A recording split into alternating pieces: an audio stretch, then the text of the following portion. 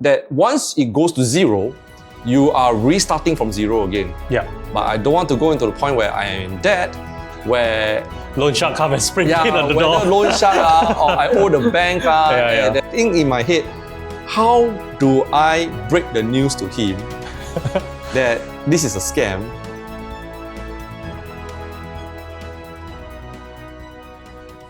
All right. Hi everyone, I'm Kim again. Welcome to IDC. Today we have a special guest today. We're going to spotlight on AK. AK, thanks for coming. Yep. AK is basically a trainer, a mentor at Kryptonite Academy, right? Correct me if I'm wrong. Kryptonite Academy, it's academy basically it doesn't advise investment strategies, but more towards teaching people how to invest in crypto.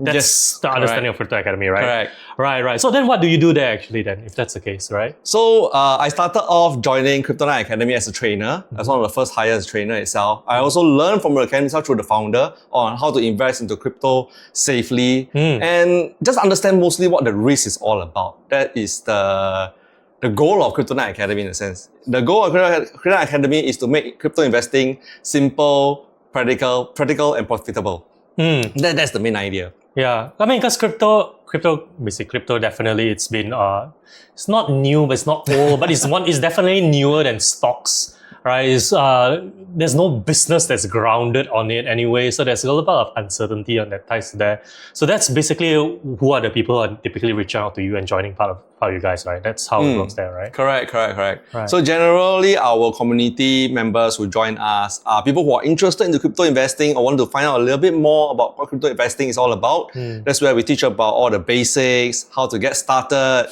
how to open an exchange. Then later on, as the crypto space expanded, where our expertise ventures out to Web3 space and all the different protocols and even options and trading, we are also involved. So our depth in the coverage of the crypto space investing is considered the widest in Singapore and probably the regional as well. Right. So it's not just about, I'm learning about crypto, but I'm actually deep diving into it. Like, it's not like I'm just touching just buy Bitcoin lah, that kind of thing, right? That's correct. Many people think that buying crypto is really like you buy, you hold, and then you wait for it to go up. Or if it comes down, you sell for a loss, and that's it. It's pretty much like what stocks can do. Yeah. But in the crypto space, there is a lot more they can do of. For example, you can actually do what we call a liquidity pool provision, LP as you call it. So in terms of the LP, think of it like a money changer in a sense, where you go and swap your Sing dollars for, let's say, Japanese yen, there was always a spread. Yeah. Alright, simple, right? Yeah. The spread is what the money changer will earn. Yeah. So what if you are able to provide a sum of money into this pool itself, where people are swapping currencies in a sense, and they take a spread, right? So for example, 0.5%. A smaller spread lah. Yeah, correct. Yeah. So it's 0.5%. And whatever everybody that pulls in, the money that is collected in the fees, you have a so-called percentage of the pool or rewards that you get. So you technically become part of a money changer without the cost of setting up a rent of a shop, to hire people, your boss and everything. The cost becomes very low. Right. I mean, it's definitely interesting. Like, got any issues with the government? Because it sounds very moving money from one country to another country, right? It sounds like it, but so far it's okay. It's okay. All okay right now. It's partnered with bodies that are authorized by the. Not exactly. So in this scenario, like for example, a liquidity pool, right? We call it a decentralized exchange. And it is not regulated by any governments across the world right now. So while it is good, yes, money and the value of the coins are being so-called transacted, for trading and buying, but end of the day itself, the risks are there as well. For example, there should be a protocol or so-called, we call it a platform that you have to put your liquidity in, which is the coins in. If the platform crashes, or shuts down, you literally lost everything. And there is no recourse. You cannot call the police and say, this platform stole my money or whatever. All the police can do is keep a record that you are part of a scam victim and you become part of the data of scam amount in the past year or past 6 months, whatever. That's it. That's pretty much it. So the risks are high, definitely. The rewards are there, but the risks are high. But we also understand about this risk and we teach our community members how to allocate different assets to different risk management, such a way that they don't go all in and end up restarting from zero. Lose everything. Correct. Right. So we focus a lot more on portfolio management as well, understanding the risk, and make sure that the lower risk has a lot more allocation, and the bigger risk has a smaller allocation, such a way that when the smaller allocation multiplies, you're able to so-called roll back to the bigger ones, whichever lower risk and more secure. Lower returns but it's more secure in this case. Then it also kind of like have the example, because people always think that crypto is I buy in all now and wait for it to eventually wait for it to just go big. But they forgot the sense that once it goes to zero, you are restarting from zero again. So if you were to put $5,000 and you lose all 5,000, if your salary is let's say $5,000, you have to 1 month full salary where you don't spend on anything to restart that investments again. So what our aim is always to say that yes, the high risk part has a lot more returns. But it makes sure that if you lose everything in the high risk part, your restarting is not that difficult. Your restarting is not that like 1-2 months later on, and you're still able to be in the market itself, whether is it rising up or coming down as well. So this is mainly what Crypto Night Academy does, which is awesome, right? Because you're not one of those, hey guys, we are investment guru, we have tips. We are typically buying like all the stock investment guys, right? Like Nvidia hit from 300% increments. Like you're not those kind of guys, we are not that kind of guys. Which is awesome. We have too many of those online. We don't want to hear them talk, because we also don't know where their tip come from. They're making up themselves. Like everyone is apparently Warren Buffett's. He's a mentor to everybody. That doesn't make sense. So it's quite interesting approach to this. But how do you get started then, at the very least? Because you need to get started as a trainer, before eventually getting close to working with Crypto Night. Like how did you get started? Okay, so back in 2017 period, that's where I first started. I was investing since I was 21, and mostly stocks then. Yeah, mostly stocks. Stocks, bonds, unit trusts, whatever. There's pretty much the common thing that you can find in the financial space. So I started to stumble upon crypto in the sense that in tech forums, people are saying, you buy Bitcoin, or you buy this thing called Ethereum, and 2 weeks later, some guy put in like maybe $5,000. 2 weeks later in the US, they started buying Lamborghinis. I mean, it's used Lamborghini, costing them about $125,000. But if you think about it, a $5,000 to $125,000, that is like almost 25x it's insane. Or more. That's crazy. In the sense where you're investing itself, a 20% or even 30% gain in a single year in a trade fight is considered godlike already. But this guy or these people are gaining 10x, 20x, that kind. How do you do that? Right? So I started to find out a little bit more and stumbled upon the founder, Chris Long, which is the founder of Crypto Academy. And they were starting up their training classes.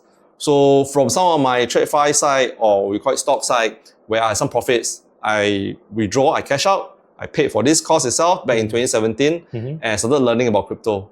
Really figuring out what is the wallet addresses, what is blockchain all about, how do you get insane rental. We call it rental yield back then. So we lend out our crypto and get super passive income.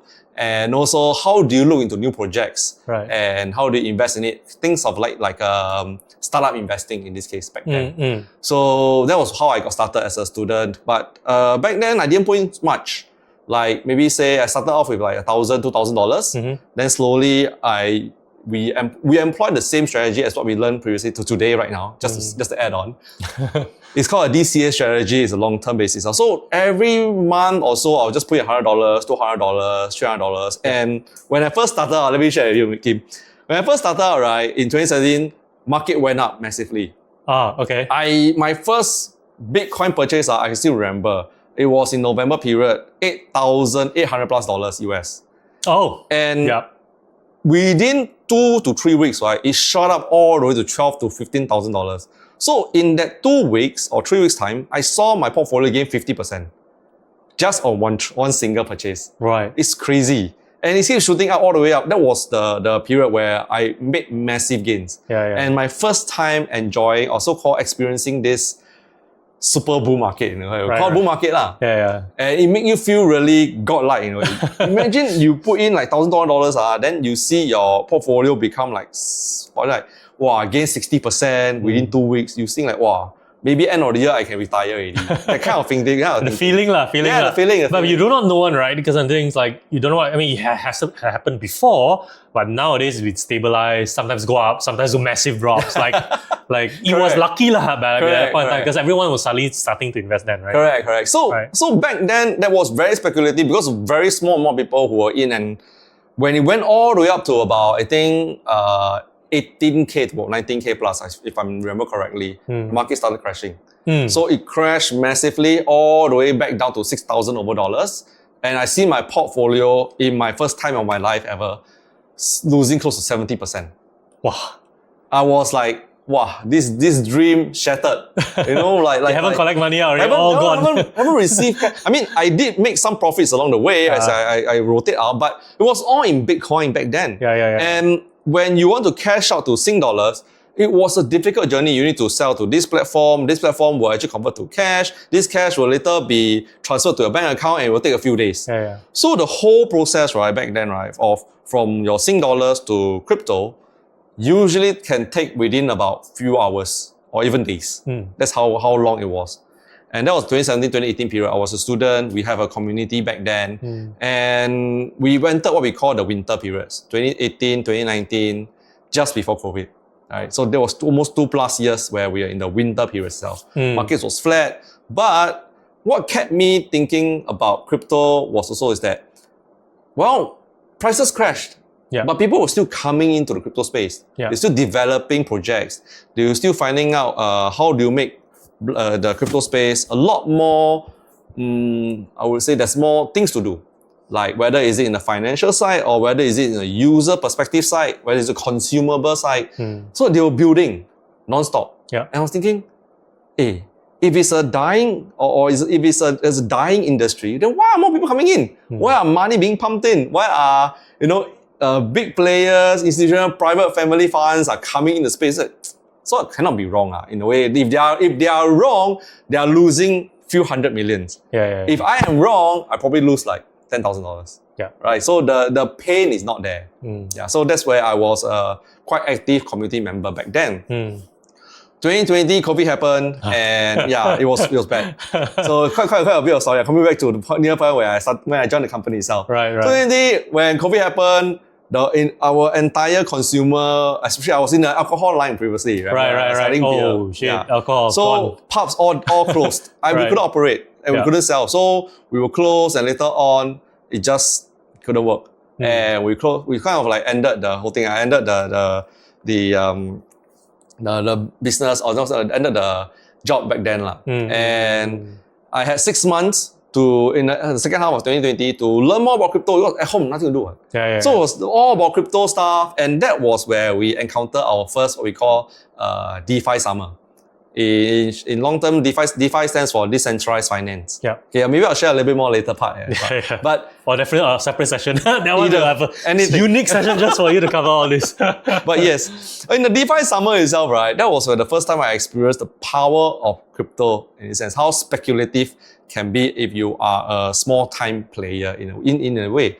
So I was putting in like maybe say $5,000-$7,000, and I'm getting returns of like 5,000 to 7,000 annual percentage rate APR. So this means that every week for the $5,000 or $7,000, I'm collecting close to $500 that kind, which is mad in a way. And when I deep dive into it, yes, this is very speculative. This is very high returns, but it's also very high risk as well. I've seen people lose money like overnight, $200,000-$300,000 in. The platform crashed and they lost all their money. But for me and my community members, we were closely knit, so we share information like this. And when we feel that it's time to go, it's take and run. Take and run already. You don't need to stay too long. Even though we have made our profits, let's say 2x or 3x, we just go and move on, or we stay. We don't deploy first, we hold on first. And that's where I started to get more interested in the crypto space, learning more about the DeFi space and also all the developments that is going on in the entire crypto industry. In 2020, late 2020 itself, that was where the founder came up and said that they are expanding the team. So I was being first to ask among the community members because I was so involved in the crypto space. And in 2021, I officially joined Kryptonite Academy as the trainer itself. And from there, I've always been with Kryptonite Academy, talking about crypto everywhere. Everywhere, to people, to friends, to new community members who just turn up, or just people want to hear me share about crypto itself ever since then. But do you need to get licensed for this because you're a trainer, right? Yeah. I don't know how many trainers are in Singapore that actually are licensed or anything like that. Okay, so in terms of the trainer life in this case, right, you technically don't need a license in a sense. Okay. Anyone can do training, can do education pretty much. I mean, this is based on, you think about it, it's like a master apprentice kind of relationship. Right. It's just sharing knowledge only. Yeah, so you can, there is some level of control. Okay. There is. Okay. But later on, we decided that to make it a little bit more professional, to make it a little bit more trustworthy, credit-worthy, I would say, credible, the company sent two of our members to attend, or myself with another colleague, to attend this course called the ACLP. So the ACLP is recognized in Singapore, that licensed as an adult trainer. Okay. So you are there's some oath that you not oath in a way, but think of it like you are licensed, or not say licensed, but you are trained and certified by the government body to say that yes, this guy has been trained, or so-called this guy has a certificate certified to say that he can provide training. He can facilitate training. Right. Yeah. Right. So he understands how to provide training to make sure that the adult learners that come on board, they will actually pick up new skills or new knowledge and be able to be tested on them to be, I would say maybe certified, or not really certified, but more towards able to get new skills to do the new jobs that they want, or have new skills that they want to learn to do something they want to do. So in my line of work, with that cert itself, I can provide crypto training. That's where my basics come from. Yeah. Or I can even do things like I can help a friend who want to teach about wine. Right. Sake, right? So they have all the knowledge, but they don't know how to teach. So I will help him to design the syllabus, to share how should you share, what should you do. At the end of the class, there should be some tests to make sure that the students or the members that turn up, they get to try their new skills. Not come here, everybody drink, happy already, go back. Yeah, it's just not just talk only, listen to fellow talk only. That's it. It's not exactly training per se. I'm just listening to someone preach. Yes, right? Okay. So that's basically what the training basically empowers you, and then you're actually using that for your training role, right? So as the first few years that I was in company, we were doing training itself, and when we talk about, I was mostly training those who starting up, as in the basics of crypto, how they open up an exchange, what is blockchain all about, understanding more about Bitcoin and Ethereum, which are the big two, as I call them, in the crypto space. And later on, also talk about the Web3 space, which is called the decentralized finance. In a sense where the wallets come from, when you talk about bridging, when you talk about liquidity pool, as I mentioned. And later on, 2021, 2022 periods, I think 2021, 2021 periods where I was joining the company. Late 2021 was where the NFT boom.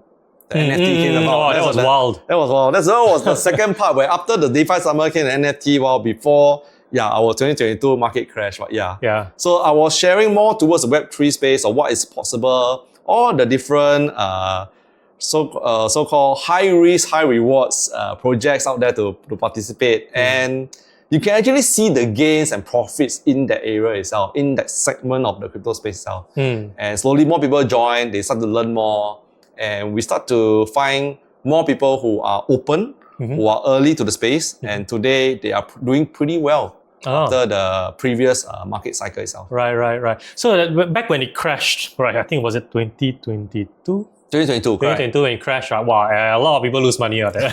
Or everyone was trying to run fast from crypto at the end of the day. Did you feel that there's personally, I think it would be a struggle, right? Like at the end of the day, seeing that your portfolio drop, everyone also seeing their portfolio drop. What made you decide like, okay, I'm still in this, like how when COVID happened, you have no choice but to shift out from alcohol business into this. When it crashed, when crypto market crashed like so badly, did you actually see like, oh shit, like this is happening again?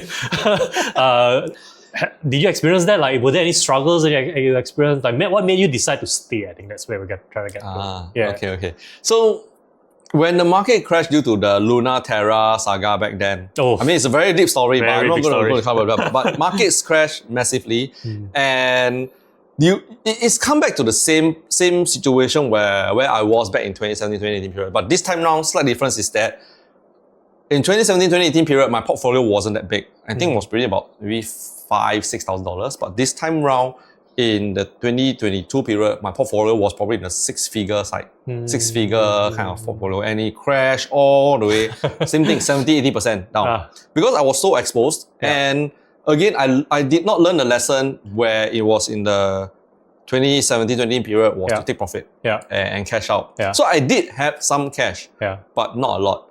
But I still managed to deploy some to capture a bit. But end of the day, I still feel that the crypto space has developed. And I see people around me, the people I talk to in the space, are still very positive looking. Yes. Okay. I mean, although the crash is happening. Although the crash has happened. You see 70% dip, and then everybody is sad. But it brings up the idea that if you were to buy when during the market dips, that's where the best time to buy. Everybody panicking. That's the thing. So one of the interesting things that I always experience, or we see in the past two markets, like this is our current third one that we see, is that when the market crashes, the number of people coming to learn about crypto dips massively as well. Because they lost confidence. They think that, that's it, no more already. But to be honest, right, that is the best time to come in because prices are the cheapest. And you don't need to worry too much about all the other new projects that are doing more speculative stuff. And you just need to focus to learn what is Bitcoin, what is Ethereum, the basic stuff, the risk, security, high stuff as well. And that sets the base. And once you have time, when your base is set, you're able to explore more of the more speculative, more experimental stuff. And those things are, that's where your 10x, 20x can happen. But very well, you can also lose 10x, 20x. So, but you think about it, think about it. If you were to be we rewind back to 2017, 2018 period, Bitcoin crashed all the way down to $3,000+. Today, they are worth 70 over 1,000. Even if you were to put in $1,000 at $3,000, right? It would have gone 20x plus minus, 20, 25x in a way. Which means your $1,000 will become 25,000. Right. That's holding out through almost 10 years in the sense. Right? But there are also projects that are very speculative in the sense that they just started out, and because of what they promised that will be done, there is very high speculative. So you could go in and put in $1,000 and it can return you $10,000 within 2 weeks or 1 week. That kind of thing. Wow. So yes, the risk is there. Risk of losing $1,000 is there. But the rewards is a lot higher. It's like $1,000 to $10,000 within 2 weeks. And if you were to lose, you lose $1,000, but I still have at least my other portfolio, as I mentioned earlier. It's about managing the different risks, right? Correct. So if I lose $1,000, no problem. But I get set to gain possible 10 times, 15 times, 20 times that kind. So to really boot into this space, or why do I continue believing in it? Because I still see value in the crypto space. I still see people coming into the space, still building, still trying to improve the space itself. And this thing is repeating again. Back then in 2017-2018 periods. So whatever cash that I have or whatever so-called profits that I pull out back then, I really deploy back into the market again. And at the point of time, let me tell you. At the point of time, I was very tempted to actually take a loan to go into the market. Wow. Which means that I want to take a personal loan and really all out in. Shit, okay. I was very close. Because I knew that this is going to be this is the bottom already, or so-called the lowest part, and it will rebound. But I stuck to the principle of saying that I cannot do too much. I cannot overextend out. Because at the end of the day itself, if it really goes sideways or it really goes down, and I'll be riddled in debt. Yeah. And it will be very tough for myself, with my family, my wife, even my parents, and stuff like that. And that held me back. Yes. So, I mean, we could always say, I could have done this, I could have done that. Should have, would have, right? Like, be realistic about it, right? Correct. But end of the day, I always sit down and think about it like, I rather don't miss out on possible gains than have that chance of going through like financial difficulty in life in this case. I rather where I lose everything, no worry, I'm still safe, I'm still okay, I can still work, I can still get some income to pay all my mortgages, my car loans and all this. But I don't want to go into the point where I am in debt, where loan shark come and spring in on the door. Loan shark or I owe the bank and then massive financial turmoil, which I don't want to. So that was where I continued to learn more about crypto, find out more about crypto projects, and all our different investment strategies came to play. And during a period of time, that's where you kind of like build your portfolio up again. And when the last cycle, or so-called the last market cycle in the 2023, 2024 periods when markets were high up, that's where I learned the lesson previously. I started taking profit. Take out first. Take out more. Enjoy a little bit first. Correct. That was where I learned. So this time round, I'm really deploying quite a bit already. Because I do remember as well, the very moment that happened, right? Uncles, my father, talking to me about it. Like, this is the first time I'm hearing you talk about these things to me.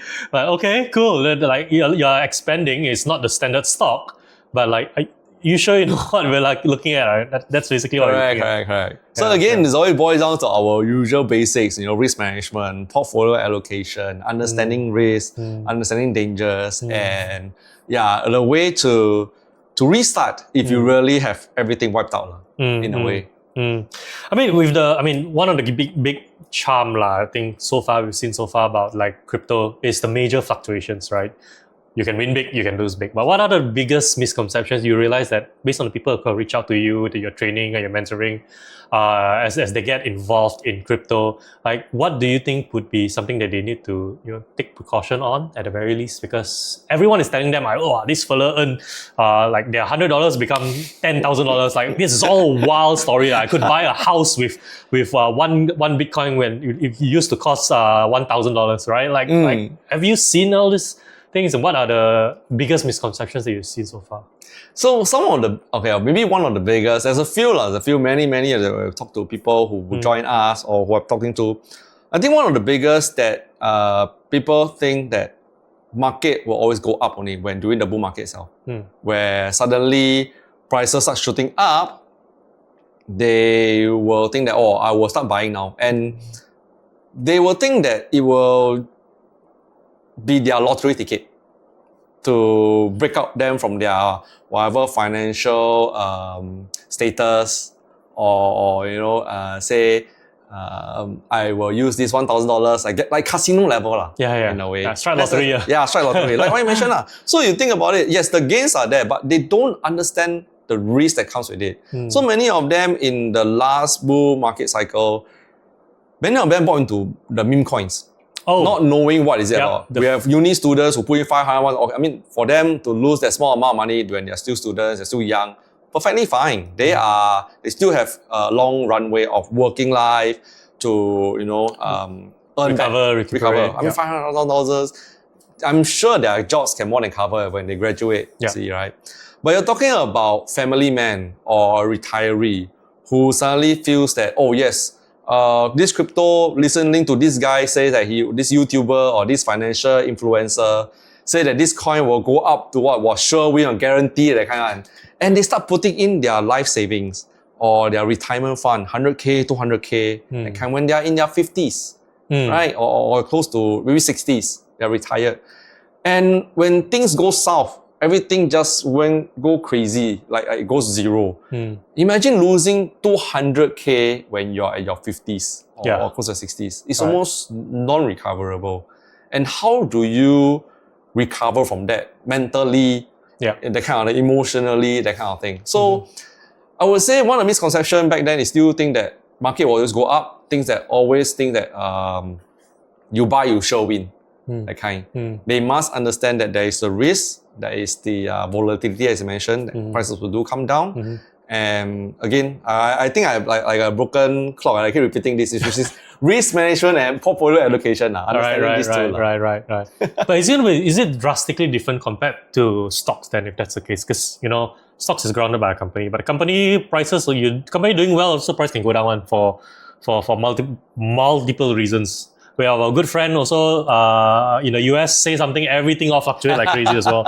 Like, is crypto something similar? Like, how different or similar it is compared to stocks? If you say similarity in terms of volatility based on macro news, yes, it is. So, for example, if a project was being scammed or exploited, as we've seen in the last month or so, one project was exploited for almost $270 million lost. Oh, wow. And that brought down the network's native coin, which is Solana, almost like 10% to 20% down.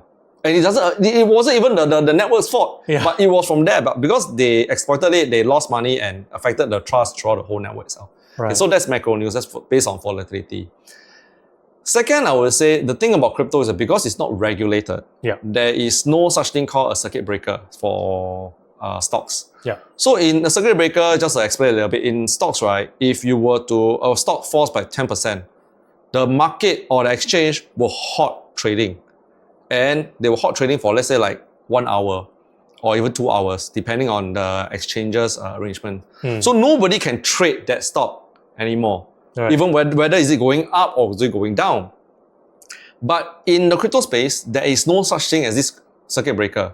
So using the example of Terra Luna itself, way back in 2022, when it started crashing, it just went all the way down to zero. Everybody was extracting that's why it continued to... Correct. And it depends on how fast or when do you extract ourselves. It went from, I think, $110, $120 all the way down to $3 within 12 to 18 hours.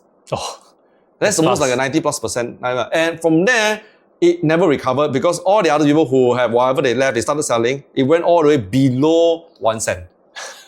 It was just 100%, almost 100% loss in a sense. So imagine your coin or so-called the value of item went from 100, 110, 120 all the way down to less than 1 cent within 3 days. So in the stock market itself, traditional side, no. They have a circuit breaker, they're able to stop it for a while. And not only that, you have to also understand that stocks trade by market hours. So there's a market opening, a market closing, there's also weekends they're not trading. But in crypto, it's 24/7. Whether you are on the weekends, whether it's a public holiday, whether you are on holiday or not, the market still moves.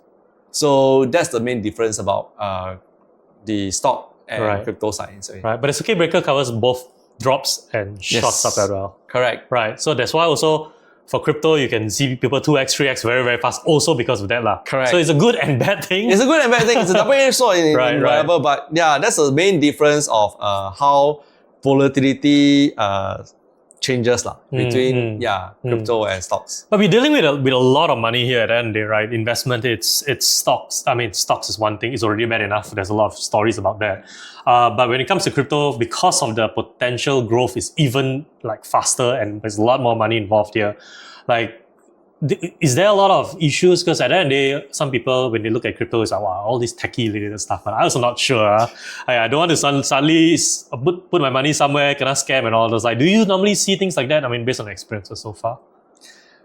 Based on experience, we have many students who initially come into the crypto space, they feel that crypto is very complicated. They feel that it's very difficult to understand. But for our side here at Crypto Academy, we pride ourselves in explaining this complicated stuff in a very easy to understand situation. For example, one of the things that we always try to do is we try to tie in real world items that represents what is happening in the crypto space. So when we talk about, for example, wallet management and a security device called a hardware wallet itself, so in crypto itself, all your coins are on this wallet, and this wallet is on the blockchain itself, right? So this security device sits right behind the authorization key, or we call it a private key. So to further explain this, a public key, think of it like this, like an email. So I'm using an example to explain this in a sense. So a public key, where it's a wallet address, is similarly like your email address, where you receive and you send out email, right? Yeah. But you cannot stop anybody from sending you email. Similarly, the wallet address, you cannot stop anybody from sending you coins. Oh, nice. Okay? Please send me more. I mean, it could be legit, it could be scammers as well. Right. Okay, so that's the part. With a private key, is the one that has the password to access your email, so they can type emails and send it out.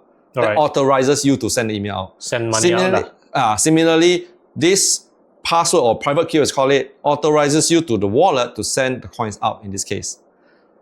So there's this thing we call the hardware wallet, coming to this part here. The hardware wallet is an encryption device that protects the private key. So previously, long ago, do you remember when we have a banking app, then we have this little device that they ask for your OTP. So it's a token. The token, right? Yes. Then once you key ready, then token, you must press the number, then we have the 6-digit numbers, then you put it back in again. Yeah. Similar process as well. So what happens is that you must have the PIN to unlock the hardware wallet so as to authorize the transaction. And when we talk about security itself, in a sense, in the crypto space, because nobody handles your crypto space once you are in the Web3 segment. In the traditional exchange, yes, there's a customer service, you can email them, you submit your personal details, they're able to reset the password for you.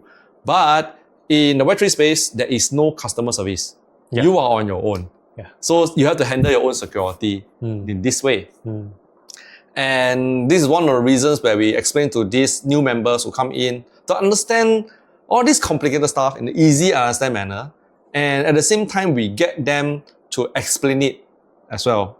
Because make sure that they fully understand it. Correct. One of the things that we employ in the training is that it's either you explain correctly to another person, or you're able to do and practice it on a regular basis now. Because learning about investing in crypto is pretty much like a skill, a new skill set. I always call it an analogy as I do training. It's like riding a bike. At the start, yes, it's difficult. You fall down, you scrape your knee, but as you do more, you get cycle better. You start to cycle more. Let's say, for example, the park, and then you venture out onto the roads, and you possibly make night cycling, long distances in a way, lah. Right. So similarly, for these new members, they start learning basic stuff, and later on, they also learn about liquidity pools, options trading, and many of them are making very good profits in a way. Nice. So far, these people who are your students, they are still with you, continuing with you, like they continue to be part of the Kryptonite Academy? Yes, they're still part of our community members. They're still learning, getting exposed to new projects that we actually look into, and we teach them how to cycle between the losses and profits within projects, such a way that we call one of the things that one of our new trainers, they actually call it all-weather framework. And it's a combination of different strategies, such a way that your profits don't just wait for a bull market. Even if it's a bear market itself, there is still profit to be made. I mean, portfolio management and risk is definitely one of the biggest things, right? But I mean, if there's any few things that you can share, because I mean, it's definitely stories that you have that you have gone through. You've met quite a lot of people actually dabbling in the crypto space. Anything that's worth I have to take precaution. I mean, I would love to enjoy the 2x, 20x, 100x experience, but no matter what, at the end of the day, it's money. There's a lot of involvement of money involved. Everyone. We have stories. We have heard a lot of stories in Singapore where the given government was announcing people, how many people cannot scam this year? That kind of thing. Is that any stories they can potentially share so at least people can, take precaution at the very least, be extra safe when it comes to things like this? It's not tied to, if the platform crash, can't do anything like that, right? But anything else that is nothing to do with the platform, that you at least have a little bit more control over. Correct. Okay. So, there are many of victims in the crypto space where I learn more about, and it can be quite sad when I hear these stories. They invoke me in a deep sense that why I do this and why I still want more people to understand about the crypto education, the risk involved as well. So there was this guy who signed up for a trading program or to help him to trade or to learn about crypto. And he paid the guy. The guy did a one-to-one training in a way. And the training itself, after I learned about from him, was that he activated kind of like a Zoom session and stuff like this and taught him how to open up an exchange using one of the local exchanges. Yeah. And using an exchange, he taught him how to transfer money in, how to buy a stable coin USDC or USDT. Yeah. And using that, USDT transferred to the fake platform that is doing the trading.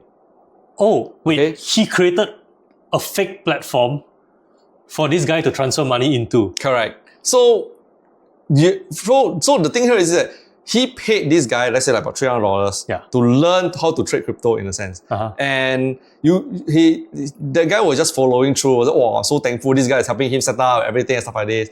And transfer the money over already, right? He showed him the page, wow, money is in, his name, his account ID or whatever. And $300, 4 days later, money goes up. The platform will just show that money will just keep up only.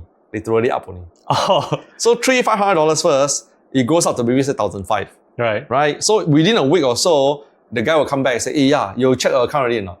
You know, make money. You check whether you got make money or not. So you want to check and log in or whatever. Ooh, yeah, my $500 become $1,500. Wow, you're trading very good.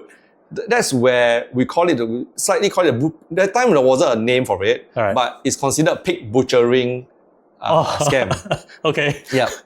So now you have a taste of that profit, but you cannot withdraw yet. But you see the numbers. Yeah. So the guy will say, come, let's do, how much you have? We do more. Right? You can see the gains. So same thing, same process, on the spot, via the Zoom, help him to teach him how to transfer the money in from the bank account. So you're literally authorizing all the thing without knowing that you are being scammed. Oh. Correct? Okay. So the guy was doing all the exchange and whatever and telling him to transfer to this platform, and later on started trading. And that platform, right, keep going up. Prices going up. Right. No matter whether is it prices coming down, stagnant, that number keep going up one. Okay? So that guy put in close to about, I think, 60 to 80K all the way in. And when he saw his portfolio go up to like 200K, he was asking the guy, can I take out some money? He was like, no, I put in 60K, can I take out 100K half? Then the platform where the guy was talking to him said, yeah, can. Let's do the withdrawal. He will teach him how to do the withdrawal as well. Same thing by Zoom platform, click, withdrawal in process. Then, withdrawal error. What's happened? The guy will say, oh yeah, let me check. Oh yeah, there's certain tax I think you need to pay. So you need to put in some more money again. The tax is about $1,500. Because the amount is big, man. You know, need to clear all this and stuff like this. So again, then $1,500, put it in. They say, okay, yeah, we'll clear the tax and stuff like this. 2-3 days later, the guy said, hey, now there's legal fees. You know, now because the bank or whatever, we'll need some legal fees to clear, and before we can deposit into your bank account. Same thing, money transfer in, 3-4 days later, then the legal fees came already, right? So now the banks need guarantee, they need to certain fees and what. So it just keeps going, and it's just keep like milking the person until the point where the person realized that, hey, this is not something right. Wrong somewhere. Something's wrong. So he stopped, and then he started asking questions, and he started to send a message to one of my friends, and then they refer to me, and that's where I get contact with him. And I still remember I was in holiday in Korea. Yeah. So I had to sit down at the cafe, listen to his story and stuff like this, and think in my head, how do I break the news to him that this is a scam without getting him too emotional? Because this guy, I think he's in his late 50s, and losing 60 to 80K is quite a large sum. Yeah, 60 to 80K is just how much you put in, then all the other... Yes, all the other, I mean, come up to, I can't remember the full amount, but it's roughly that amount that went in. So he lost quite a big sum of money. So I was straight away, I mean, for me, when I break news, I always do it very straightforward. I said, I think you are in a scam. I highly believe you are in a scam. And I think you should stop replying to the guy. What you should do is make a police report and record that this amount has been stolen and stuff like this. And and share your story with the police so that they can keep a record and stuff like that. And I realized that he's not the only one. There is a few others who suffered through the same as well. Right. So that was way back in 2 years ago where market was high. So that is the scam stories are or also called sad stories are in the space itself, where people think that there are people who are out there ready to help you and stuff like this without the actual credibility, and you don't suspect that kind of things are happening, right? Things are happening because it's too real. It's too real. But at the same time, I would say it looks very much like, it looks very legit. It's just like us, telling you our members sign up and telling us what to do. But the slight difference here within our community or my trainers that we do is that we will guide you, we will share with you the risk as well, and we will show you what we are doing at the same time. So there is a comparison in terms of, yes, you are doing your own things, you are in charge of your own money, you're not transferring to any platform that is owned by us. We are doing it as well. Whether is it profits or losses, if market goes up, we are all in profits. If market goes down, we are all in the same losses. So we pride ourselves, we put ourselves as trainers and mentors with our students in terms of we are on the same boat. In a way. But you handle your own finances, that's basically what you're saying, right? You handle your own finances, we handle our own. I don't trade for you. There are people who came to us in the community and say that, hey, AK, I don't learn all these things. I pay you 50K. You just help me trade. You start your fund. Correct. Well, I will say no, I don't want to do that. Because first of all, think about it this way. Market go up, everybody make money, happy. Correct. But what happens if market goes down? Will you blame me for losing money? Right? Then it's not nice really, right? And especially when if for example, if I do charge a fee like what the banks does itself. And not only that, it is also illegal to do that as well in Singapore without a proper license to so-called invest. Invest on somebody's behalf if you're not a licensed entity in this case. Quite interesting. Scary also. It is. There are many different scam stories out there. Impersonation. Impersonation as well. Okay. Fake projects. Projects that is hyped up so much and later on found out it's actually a scam. So the crypto space has a lot of scam stories. Funny cowboy, really cowboy. Really cowboy kind of town. So some of these influencers also create their own meme coin and pull the rug as well. This is technically part of scam per se, or is it illegal? Or is it it's illegal also. It's also it's confirmed illegal. But people are still doing it though. I wouldn't say it's illegal in a sense because there is no it's in a grey area. Right. So, one funny example I have is, remember this girl, the Hop Tour girl? Oh, yes.